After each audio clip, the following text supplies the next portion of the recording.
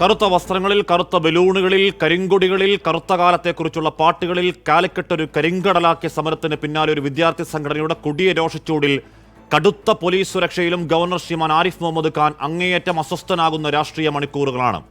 കേരളത്തിൽ തമ്പാക്കും പാൻപരാഗും ചവച്ചു തുപ്പരുത് എന്ന് പറയുന്നത് ഒരു ലഹരി വിരുദ്ധ മുദ്രാവാക്യത്തിനപ്പുറം ഒരു രാഷ്ട്രീയ മുദ്രാവാക്യമല്ലെങ്കിലും മിസ്റ്റർ ആരിഫ് ഖാൻ തും വാപ്പസ് ജാവോ എന്ന SFI മുദ്രാവാക്യത്തിൽ അലയടിച്ചാളുന്നത് തെളിമയുള്ള രാഷ്ട്രീയമാണ്. ഈ സർവകലാശാലകളിൽ ചുവപ്പുവൽക്കണമെന്ന് സ്ഥാനത്തും അസ്ഥാനത്തും നാഴികയ്ക്ക് 400 വട്ടം ഉരുക്കഴിക്കുന്ന ചാൻസലർ കിട്ടിയൊരു തക്കത്തിന് BA മ്യൂസിക്കിലെ 1ാം റാങ്കുകാരെ മെഡൽ ജേതാവടക്കം മിടുക്കരായ കുട്ടികളുടെ പട്ടിക വെട്ടിത്തോട്ടിലെറിഞ്ഞ് യോഗ്യതയില്ലാത്ത ABVP-ക്കാരെ ഒരു നിരാശ്രയ വയോധികരെ വെട്ടിക്കുന്ന തടവുപുള്ളിയുടെ ഭാര്യയടക്കം തള്ളിക്കയറ്റിയതിന്റെ ചേതോവികാരം എന്താണ് എന്നത് ഒന്നാന്തരം രാഷ്ട്രീയ ചോദ്യമാണ്. മറുപടി വേണം. അതൊരു ഞാൻ രാഷ്ട്രപതിയോട് പറഞ്ഞോളാം എന്നൊരു മറുപടിയില്ലാ സാങ്കേതികതയിൽ കടിച്ചു തൂങ്ങി കുറച്ച് കുട്ടികൾ കിട്ടിയ ഒരു ബാനർ ഒരു ഭരണഘടനാ സ്ഥാപനം നേരിട്ട് പോയി അഴിച്ചിറക്കുന്നതിൽ അങ്ങേയറ്റം ചെറുതാവൽ, ഗെറ്റ് ലോസ്റ്റ് എന്ന നിലവാരമില്ലാത്ത ആക്രോശങ്ങൾ, അഴിച്ചിറക്കിയ ഒന്നിനു പകരം മുദ്രാവാക്യങ്ങൾ, 100 എന്ന മട്ടിൽ കണ്ട ചുരുക്കിൽ മിഠായി തെരുവ് യാത്രയൊക്കെ കണ്ട അമ്പരപ്പിൽ കേരളം ഇപ്പോഴും തരിച്ചു നിൽപ്പാണ്. പെട്ടെന്ന് പൊട്ടിവീണൊരു യാത്രയിൽ കിട്ടിയ സമയം കൊണ്ട് പോലീസ് ഒരു കോട്ട കെട്ടിയെങ്കിലും ഒരൊറ്റ കോൺസ്റ്റബിൾ പോലും ഇല്ലാതെയെങ്കിലും ശ്രീമാൻ ആരിഫ് ഖാൻ അങ്ങയുടെ ദേഹത്തേക്ക് ചുരുട്ടിയെറിഞ്ഞൊരു കടലാസ് കഷ്ടം പോലും വീഴില്ല. അതൊരു കാരണം രാജ്യത്തെ 10 സുരക്ഷാ നഗരങ്ങളിലൊന്ന് കോഴിക്കോടൊന്ന് കേന്ദ്ര കണക്ക് മാത്രമല്ല.